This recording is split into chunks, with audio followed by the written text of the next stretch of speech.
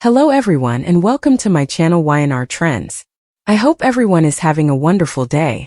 Before we begin, please hit the subscribe button and give this video a thumbs up. Nick declares war on Phyllis for betraying the Newmans. What happened on the young and the restless Sally woke up and realized that Billy left for a run, which did not add up for her. She questioned to herself if Billy actually went for a run like he claimed. Sally wondered if Billy was trying to escape farther discussion about his preoccupation with vengeance on Victor. Sally thanked Audra for meeting her at society so late, but she desperately demanded someone to talk to. Audra told Sally that she did the unbelievable and backed off of Claire. She explained to Sally that she took her advice, and when she ran into Claire, she chose civility over hostility. Audra switched subjects and asked Sally what Billy did wrong this time. Knowing commodity was going on, Sally considered the idea that she was paranoid, but more likely than not, she believed Billy was lying to her. Sally explained that Billy eavesdropped a discussion between Kane and Phyllis that touched off the return of his preoccupation with Victor. Billy admitted he was jealous to not be involved, and Sally set up it delicate to completely believe him when he claimed that he was past that phase. Audra visualized about what life would be like if she and Sally had been the bones to take over Newman. Sally understood the appeal, but she bothered at how Billy would helical over it. As Audra refocused out, Billy was the description of act now, seek remission latterly. Sally wanted to trust Billy, but he was not giving her anything to work with. The train, Phyllis and Kane celebrated a bit, but the mood incontinently dampened when they spotted Nick outside. She was concerned about Nick's apparent leg injury, but Nick did not want any sympathy. The only thing he wanted from his partner was some kind of defense for her conduct against the Newman family. Kane prompted Nick to go after him rather, but Phyllis told Nick that he was not in a position to make demands. Nick promised to crush Phyllis before she could completely take over his family's company. Kane entered a textbook from Billy to meet at Crimson Lights, so he left Phyllis with Nick, which made her a bit uneasy. Nick asked Phyllis if she authentically had no reservations about the weight of her conduct. He cried in Phyllis's face about her preoccupation with getting back at Victor, and Phyllis promised to speak to Summer about everything. Nick wondered how Phyllis would do that. What would she tell her? He brought up her fake death and reminded Phyllis how deeply he hurt Summer. Phyllis believed that Summer would be just fine because of this, but Nick told her there was no coming back from this. Phyllis asked if Nick was hanging her, and Nick doubled down about, "I promise you that fall is coming." Phyllis was not concerned, and she touted her palm over the Newman family. She assured Nick that no quantum of bravado would change anything that was going on. Phyllis won and Victor lost. Nick supplicated Phyllis to ask herself who knew her better than him. He felt like Phyllis picked him in the reverse, and pledged that she would lose everything because of her conduct. Phyllis asked if he was done speaking because it was her turn to talk. Phyllis defended her conduct. She was tired of doing effects on everyone differently's terms, Nick included. Phyllis reminded everyone that she used to be a successful businesswoman, but now everyone slammed the door in her face. She indicted Nick of wanting to control her every move, which is why she did not accept his former offer. Phyllis did not want a pity offer from her son's father, nor did she believe he could finance her dreams. At this point, she did not watch who was contributory damage. It was just business. Phyllis had endured endless torment over the last time and by Victor himself in the history, so she felt like this benediction was merited. Phyllis allowed that Victor was getting a healthy cure of karmic demotion. This was long overdue. Nick asked if Phyllis viewed his father as the adversary, especially considering they lately went into business together. Nick reminded Phyllis that the Newman family was her extended family, and there were so numerous people that would be impacted by her conduct. He used the names of all the Newman children to get under her skin, but it did not faze her. Phyllis was adamant that none of the people mentioned watched about her. Nick plotted to leave and Phyllis tried to help, but he demanded she take her hands off of him. He told her, "I am gonna grind you into dust. You and your little punk mate Kane. And I will have no regrets. In fact, I suppose I will enjoy it." Kane met with Billy at Crimson Lights, surprised that his dummy bro could not stay to meet in the morning. Billy allowed that Kane was cooking up commodity big, and he asked if Kane wanted to deliver a warning or an offer. Kane recalled how intensively Billy blasted him and Phyllis before that evening at the gym. However, why would he anticipate an offer of any kind? Billy asked if the rumors about them going after Newman Enterprises was true, and Kane verified it if he felt that way. Still, it had formerly happened. It was not a dream. Kane went on to tell Billy that he and Phyllis assumed total control of Newman Enterprises, and Billy was pleased that someone eventually took down the great Victor Newman. Kane leaned in close to Billy and inquired about any moping interest in him running Chancellor, since he was keeping that division. Since they spoke in academic terms, Billy was willing to have the discussion. He asked if Kane had an angle by offering him control of Chancellor. There wasn't. At least not on the face. Kane wanted to give Billy a chance to prove himself to Jill. Billy honored that Phyllis was a wild card in the achievement against Newman. He knew she probably wouldn't support this arrangement, but Kane felt like he owed this to Billy. This was a formerly by-a-lifetime occasion, and he wanted Billy to accept. Still, Billy wanted time to suppose it over. He was committed to Sally, and he did not want to return to his compulsive ways.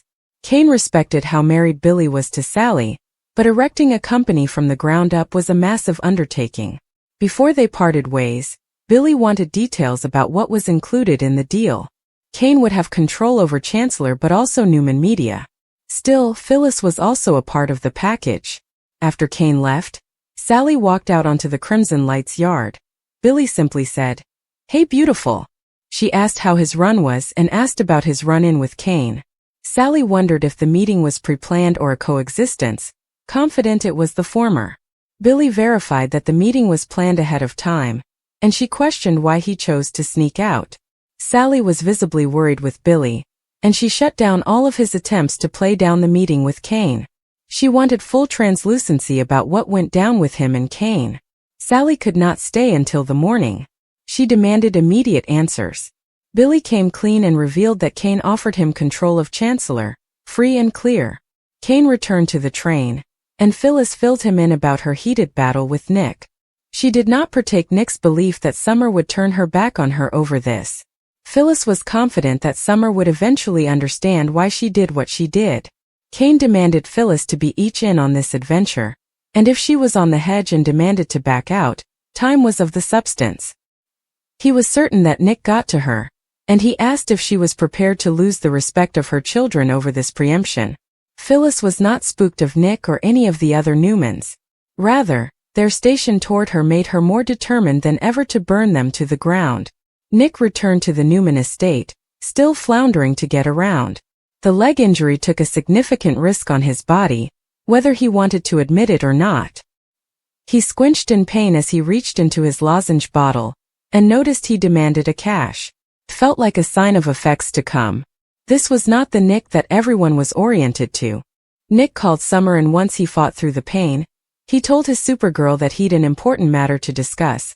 Phyllis eventually beats Victor at his own game. Diane paced around the Abbott manse, still stunned that Matt Clark was still alive.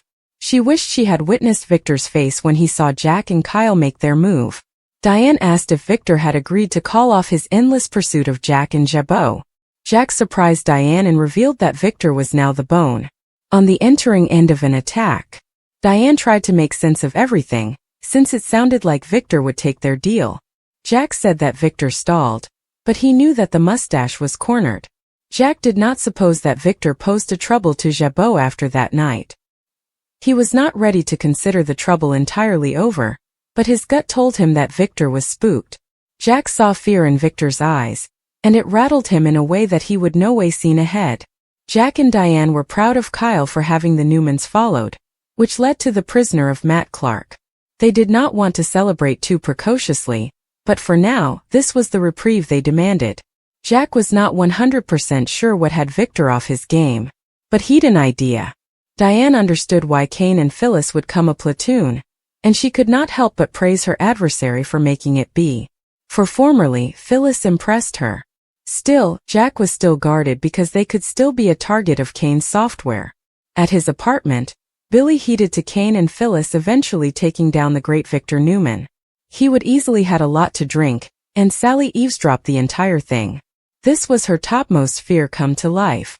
Her only question to him was, "Are you drinking again?" Billy promised her that his drinking was not a big deal. He wanted to take the edge off. But this felt like an advancement for Billy. He tried to play it off and head to bed, but she claimed that he stay put so they could talk.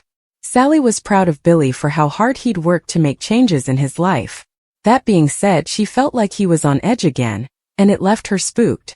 Sally asked what was going on, and Billy tried to dodge the question at first. He confessed that he witnessed Kane and Phyllis putting their plan in action, and that is each there was to it. Sally wanted to dive deeper into the situation, but Billy prayed her to drop it and move on. Billy tried to explain himself to Sally, but she only grew more concerned with every word uttered. He could not understand why she would be upset by his jest. But Billy had prevaricated to her at every turn. Sally was emotional when questioning Billy for lying to her face. Sally recalled how Adam gaslit her about his passions for Chelsea, and how it eerily echoed what Billy was doing to her. The bare idea of being compared to Adam set Billy off like the black lamb firecracker that he has always been. Sally reminded Billy that his preoccupation with getting vengeance on Victor had been a major point of contention in their relationship. She understood that he would be happy about Victor's downfall. Still, she took issue that he hid his passions from her. Billy admitted that he wished he would been a part of it, but she believed there was a larger issue at play. Sally believed that she was the only grown-up in the room. She was the only person having the uncomfortable exchanges. Billy assured her that it was not the case, but he indicted her of doing the same thing. For months she has lurked over his shoulder, staying for the other shoe to drop. She completely expects him to fail at some point. Sally did not suppose that Billy had a drinking problem, but she believed he'd a preoccupation problem. Billy took a moment to apologize to Sally for making her question her capability to trust him. He promised that he was not returning to his old ways. It was an evanescent lapse, and he did not suppose there was anything further to it. Back at the Newman Ranch, the entire family was in complete extremity as their company eviscerated itself from the inside. Nikki asked how this could have passed since Victor had the program the entire time. She prayed for answers about whom, what, when, how, and why this could have happened to their family company. Nikki got Victor to admit that the situation spooked him, but he was adamant that it couldn't have been an inside job. Nothing at the company was apprehensive that he'd the software, so it was clearly an outside attack. Nikki suggested that they collect a list of implicit suspects, and he was sure it was someone they knew. Victor knew right down that Phyllis was the likely malefactor. He allowed that either Phyllis had put commodity in the software before she handed it over to him, or Kane always had the capability to do it. Nikki questioned why Kane had not formerly used this capability if he held it all on. He sat back and allowed his company to be reduced to ashes and did nothing to stop it. Victor knew that Phyllis was angry enough with her to do this, and he believed they were hopeless because both were running out of plutocrat. Victor told Nikki that their only stopgap was to go to the concession table with Kane and Phyllis. Nikki bothered that they wouldn't be open to it since they despised him. Still, Victor assured her that everyone has a price. Nikki felt like their family had endured two important recently. First Noah the Nick and now the company. She wanted to believe that they'd overcome this handicap. But this was the first time she was truly spooked that her hubby would lose. Adam and Victoria returned to the living room and informed Victor that the AI program was doing considerable damage. Nikki and Victoria believed the stylish course of action was to take their company offline. Phyllis had a fantasy sequence about Victor handing over a non-fictional key to Newman Enterprises. In the dream, Victor and Nikki gave Phyllis all the credit for being the one to take them down. Kane returned to the room and asked if Phyllis was imagining how everything would play out. He was not far out. Phyllis admitted that she knew her life would change if she went to Nice. Although she did not know Kane was the mysterious Aristotle Dumas, the sentiment remained. This was the first step in Phyllis proving all of her disbelievers wrong. She was eventually going to be a Genoa City success. Phyllis could not stay to rub her palm in Victor's face. She wanted to tell her kiddies about what she was able of so they'd eventually admire her. Kane hoped that Phyllis could enjoy this with her family, commodity he was unfit to do with Lily and the halves. This was tete-a-tete for Phyllis. She felt double-crossed by Victor, and now he'd to live with the fact that she had buried him. Phyllis delighted the glory that she would feel when she eventually told Victor that she was responsible for decimating his commercial conglomerate. Kane joked that they should keep Victor's portrayal as an homage to the man.